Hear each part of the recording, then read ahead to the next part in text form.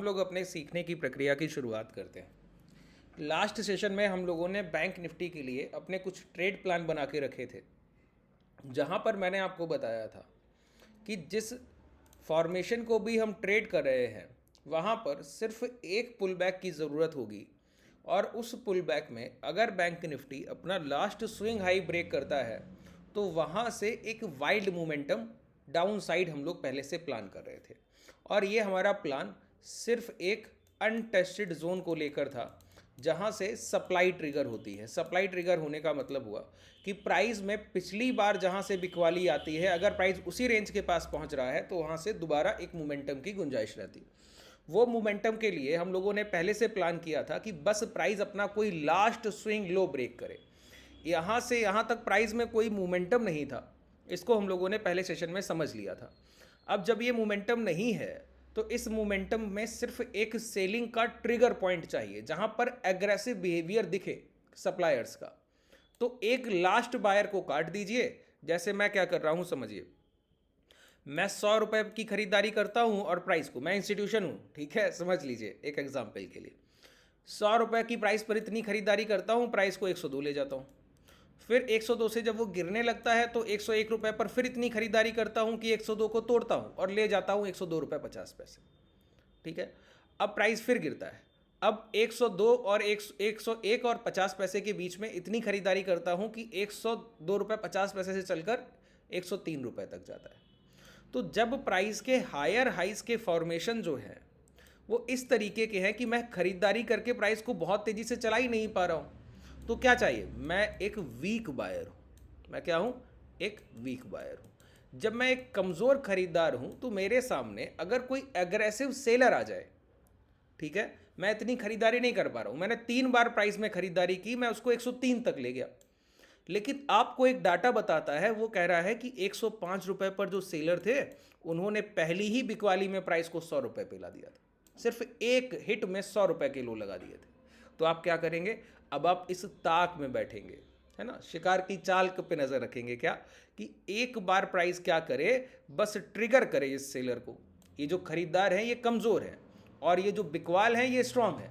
बस प्राइस क्या करे, एक बार इस सप्लाई को हमको ट्रिगर करता हुआ दिखे। हम अजम्पशन को नहीं ट्रेड करते हैं। क्या कहा मैंने, हम अजम्पशन को नहीं ट्रेड करते हैं, हम कंफर्मेशन को ट्रेड करते हैं। इस वजह से तो प्राइस बस 105 तक पहुंचा हम बेच देंगे, ऐसा नहीं। किसी वो आखिरी खरीदार, जैसे पहली खरीदारी 100 रुपए पर, दूसरी 101 रुपए 50 पैसे पर, तीसरी 102 रुपए के आसपास, तो अब ये प्राइस क्या करे, 104 105 जाकर जहां आखिरी खरीदारी हुई हो, 103 पे मान लेते हैं आखिरी खरीदारी हुई, प्राइस उस 103 को ब्रेक कर दे, तो आप समझ लीजिए ये सेलर्स दोबारा एक्टिव हो गए और बायर्स ये कमजोर थे, वहीं पर शॉर्ट करना होता है। यही ट्रेड प्लान के साथ हम लोग गए थे। जब ये प्राइस हायर साइड क्लोज कर रहा था तो मैंने आपको यही बोला कि आप बोलेंगे कि देखिए स्ट्रांग प्राइस है, ट्रेंड चेंज कर रहा है, तो यहाँ पर हमको डिमांड के लिए, लॉन्ग के लिए पोजीशंस को प्लान करना चाहिए। तो मैंने आपको बताया लॉन्ग करने के लिए ठीक है, अगर प्राइस अपने डे हाई ब्रेक करे उसके बाद चलने की कोशिश करे, देखा जाएगा इंट्राडे में। लेकिन अगर प्राइस अपना कोई लास्ट स्विंग लो ब्रेक कर दे तो यहाँ से गिरेगा। क्यों, buyer and seller, time and price का जो मैं आपको कॉन्सेप्ट सिखाता हूँ वो इसी प्राइस के लिए, इसी चार्ट के लिए है जो अभी आप देख रहे हैं रिसेंटली।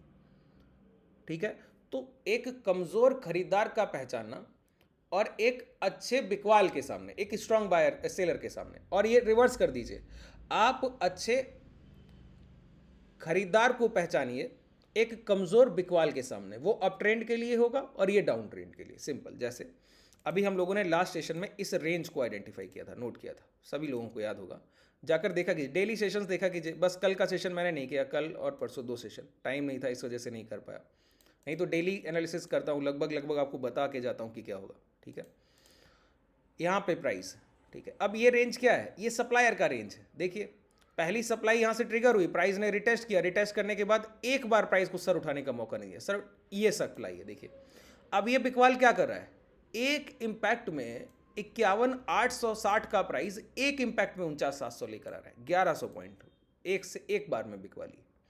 और ये बायर क्या कर रहा है, 50,800 का प्राइस लेकर गया है 51,700 तक। ठीक है, ये एक अच्छी बिकवाली है, लगभग 2000 पॉइंट के आसपास की बिकवाली। और ये क्या कर रहा है, 50,800 का प्राइस लेकर गया 51,700 तक। ठीक है, तो ये कितने पॉइंट्स की खरीदारी, लगभग 900 पॉइंट की खरीदारी। ये कुल ट्रेडिंग सेशन 1 2 3 3 ट्रेडिंग सेशन में बॉटम लग गया। 3 सेशन में 2000 पॉइंट बाजार गिरा है और यहाँ पर 1 2 3 4 लगभग 10 सेशन के आसपास का ये डेटा है। आप जाकर देखेंगे डेली टाइम फ्रेम पे आपको दिख जाएगा। 10 ट्रेडिंग सेशन का ये डेटा है। ये 10 ट्रेडिंग सेशन में 900 पॉइंट चल के गया। तो टाइम विद प्राइस, एक समय के साथ कंपेयर कर लीजिए कि कौन अच्छा खरीदार है, कौन अच्छा बिकवाल है। तो बायर्स ने 3 सेशन में इतना बेचा कि प्राइस ने 2000 पॉइंट गिर गया और यहाँ पर सेलर ने इतना बेचा 3 सेशन में 2000 पॉइंट की बिकवाली की और यहाँ पर बायर 10 दिन में खरीद पाए हैं 900 पॉइंट।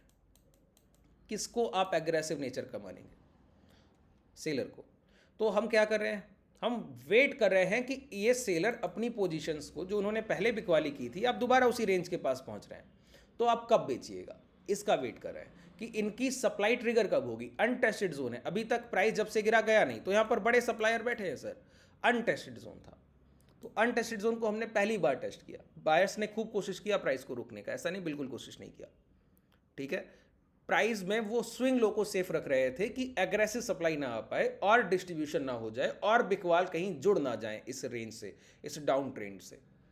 तो क्या कर रहे थे, अपने स्विंग लो को सेफ कर रहे थे। पहला स्विंग लो सेफ किया, ये इसके बाद ये, फिर ये, फिर ये, फिर ये।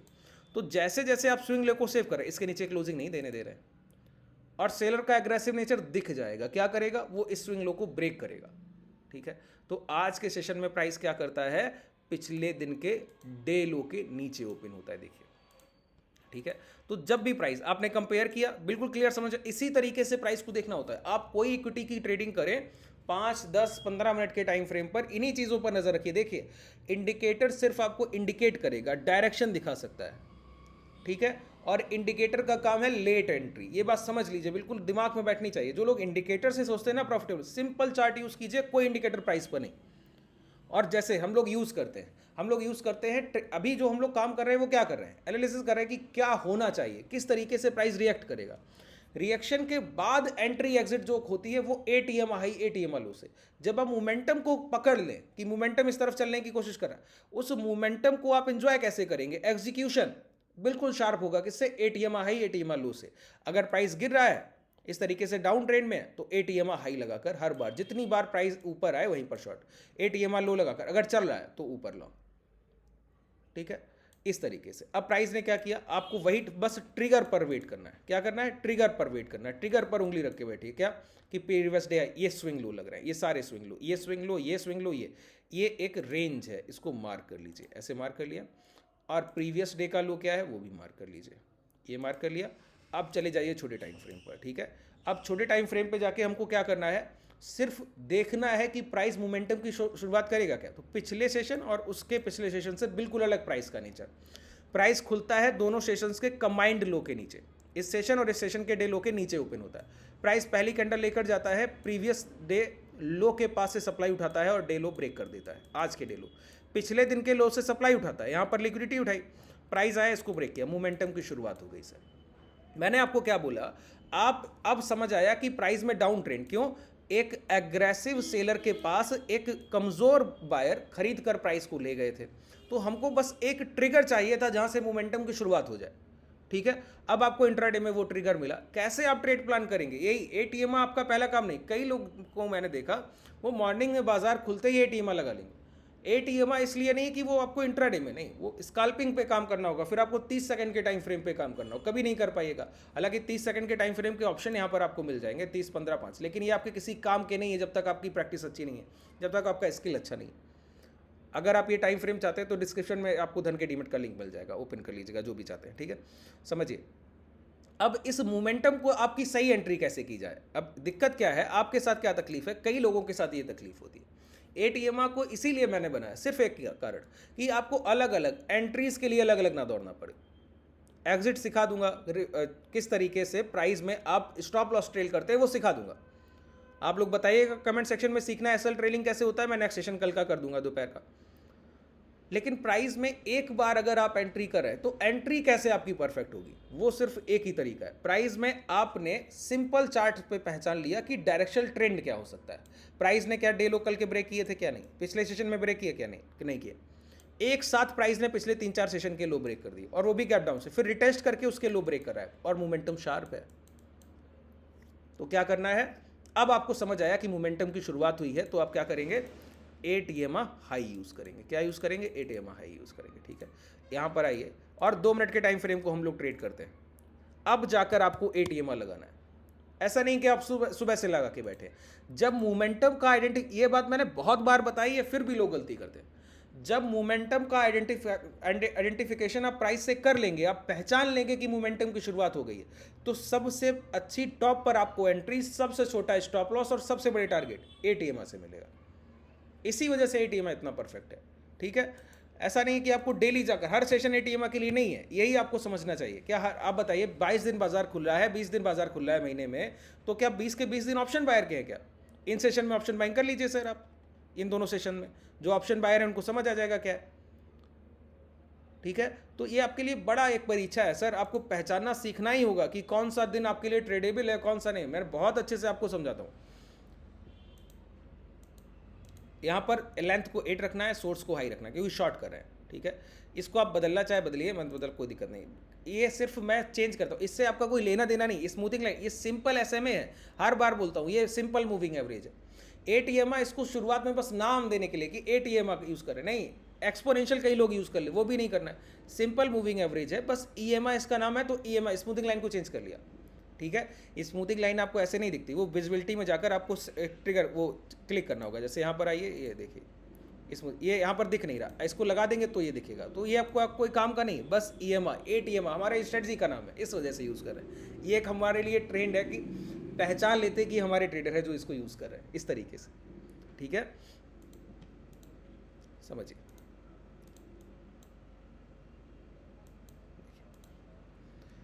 पहली बार में आइडेंटिफिकेशन यहाँ हो गया कि प्राइस में अब डाउनफॉल आएगा। अब आपको क्या करना होता है, प्राइस 8 EMA के ऊपर निकले, जैसे ही नीचे आए शॉर्ट कीजिए, स्विंग हाई का स्टॉप लॉस डाल दीजिए। हर बार यही करना, जितनी बार प्राइस आए।